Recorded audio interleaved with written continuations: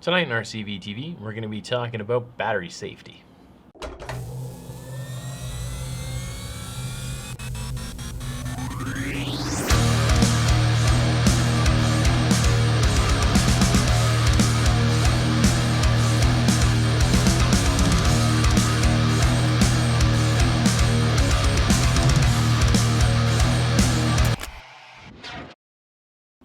Alright, welcome back. So what we're going to be doing in this video is we're going to talk about obviously battery safety. We're going to talk about your amp limit of your batteries, the correct usage and charge of your batteries, as well as basically the maintenance and the maintaining of your batteries. So we're going to take a little bit closer look at a couple batteries, and we're going to shoot off a bunch of information at you. So we'll see you down below. So the first thing we're going to be talking about today is going to be amp limit of your batteries. Now, the batteries that you use in vaping applications are not actually vape specific. They're used there in the world with a lot of applications like laptop batteries, flashlights, that kind of thing. Now, the one we're looking at today is going to be an 18650 battery by AW. Now, you can see they have it nicely printed right on the battery. It's got a 20 amp limit. Now, what that means is if you exceed 20 amps, the battery can fail.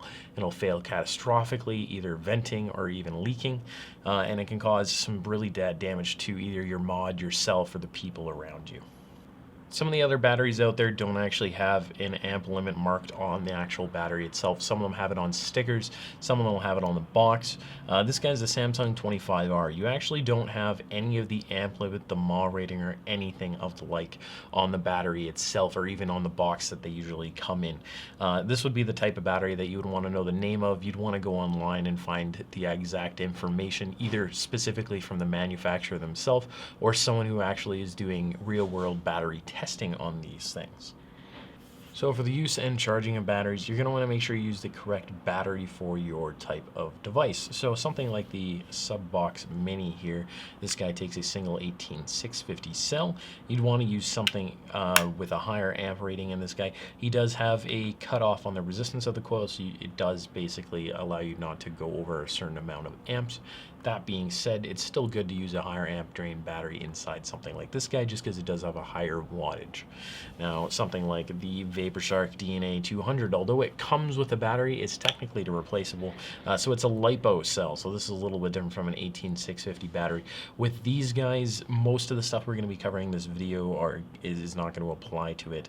This is going to be something that you're going to want to actually look into yourself. Honestly, with these things, if you have any problems with the wrapping or anything on the battery at all, I would honestly just buy a new one, just because these things, when they fail, they actually are a little bit more violent than what you would see with an 18650. So the correct way to charge these batteries, it's going to be recommended to charge them not on a higher amp setting, something closer to a 0.5 or a 1 amp.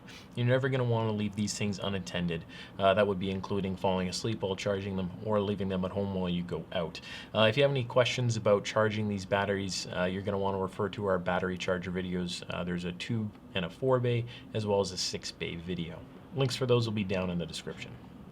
When purchasing batteries, most experienced vapors are going to probably recommend you to stick to a lot of the bigger companies out there. So those would be the LGs, Samsung, AW, Panasonic, Sony.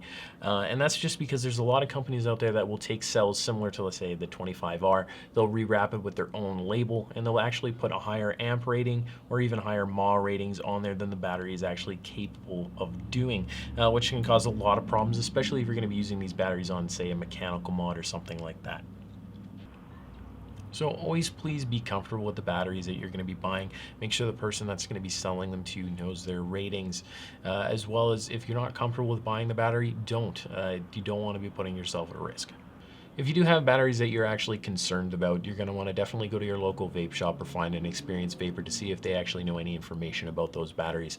All in all, I probably wouldn't recommend it if you can't find any information out about the batteries. Like I said, there's definitely some out there that are said to be higher than what they actually are capable of. Now, the next section of this video is going to be the bulk of the video. This is the kind of situations that we run into quite a bit at the vape shop, and that's going to be the damage to your wraps or even a damage to the cell itself. So with this guy that I have in front of me right now, this is my own personal battery. This one I kept specifically for this video. So on the bottom here, you can see that the wrap is starting to pull back. That would probably have been from pulling it out of a mod or something like that. I also have a fairly large nick on the side. That was from me dropping it. And then on the top, you can see that it's not terribly ripped off, but you can see the edges starting to peel up. So if the rest of the battery was in perfect condition and that edge was starting to peel, it's not necessarily bad, but it would be something I'd want to keep track of because it can definitely get progressively worse. Now, down to the kind of the bulk of this. So basically what that means, or even this means, or if this was to tend to be a little bit worse on top and that insulator inside started to fall out and the top of the battery is exposed, basically allows this battery to get shorted a lot easier. And when a battery shorts, it fails. And there's three ways it can fail. It can fail and just no longer work. It can fail and leak battery acid, and it can fail and explode or vent. And that's when it gets kind of dangerous. So that's why you'd want to be rewrapping your batteries. So this is what a battery wrap looks like. It's literally just a piece of plastic PVC. If you were to bring it into a vape shop, they would most likely just use a heat gun or a blow dryer to shrink wrap it onto your battery. You can always do it at home as well, but you're going to make sure you want to put on insulators. So it's kind of hard to see on this battery. On the Samsung 25R, the green one, you can see that the green is your actual wrap. That white part is another piece of PVC blocking the actual top of the battery from being shorted out by something. Now, wraps and insulators usually can be purchased at your local vape shop. If you can't get a hold of any and your battery is damaged in some way like this, I definitely wouldn't recommend keeping it. Honestly, I would probably dispose of it correctly, recycle the battery, and buy yourself a new one. You can't put a price on the safety of you or the people around you. Now, when it comes to dents or nicks on a battery, it's a lot worse than a battery wrap damage or an insulator damage because the battery is basically hooped. It can technically still work, but it obviously allows you to have a short or a fail exceptionally easier. So I would definitely not recommend using a battery like that. Definitely dispose of it properly and get yourself a set of new ones.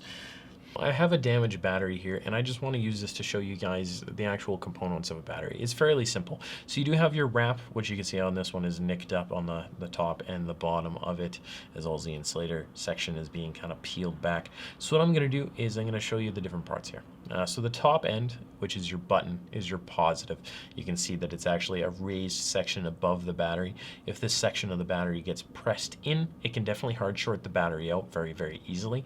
So if you have a compression marks or this little top cap here is being pushed in, I definitely would dispose of that battery properly and get yourself a new one. The same would apply to the bottom of this battery, which is your negative end.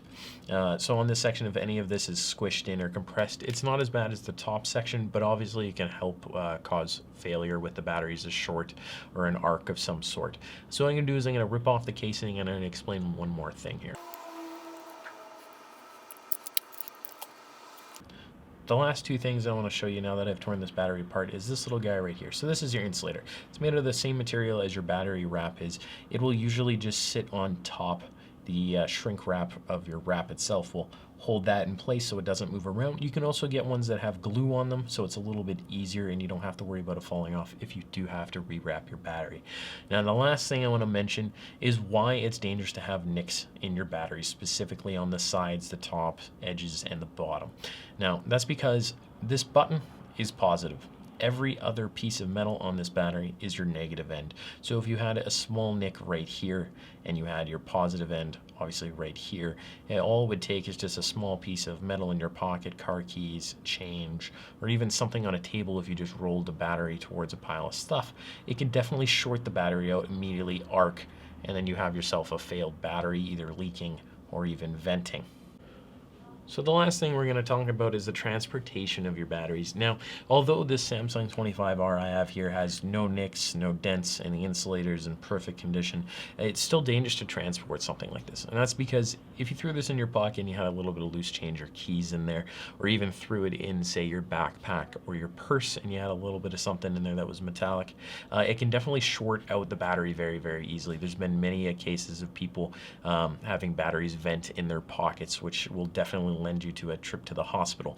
Now for transportation, it's recommended to have a case of some sort. You can get individual battery holders, a silicone case that'll go over the battery itself. You can get a multiple pack holder for those batteries, or you can have even something like the Coilmaster build kit, which we showed earlier in a couple earlier videos. And more information on this, you want to go down to links in the description. But it has 2 little slots for 18650 batteries. Now, obviously, when the battery is in here, it's protected by a bunch of foam. Nothing can actually get at the positive and the negative end of the battery itself. So if I was to close the case, the battery is pretty safe for transportation. I can highly bet that I'm not going to have anything touch either end of those batteries. So we're just going to do a quick recap here of what we went over in this video. We talked about the amp limit of your battery. You definitely can't exceed that amp limit. It will cause your batteries to catastrophically fail. You got to look after the wraps of your batteries themselves, make sure they're in good condition, as well as you want to make sure that the casing of your battery itself is going to be not compressed or scratched or nicked in any kind of way. All right, so we'll see you up top and we'll say our goodbyes. So that pretty much covers it for battery safety. You guys should definitely be checking out our Ohm's Law video as well if you don't know about Ohm's Law already. And anything specifically pertaining to your batteries, you should definitely bring them into the shop with your concerns. Talk to us. Thanks for watching, and as always, subscribe to the channel, like the videos. Follow us on Instagram and Twitter. Like us on Facebook, and until next time, Make smart choices.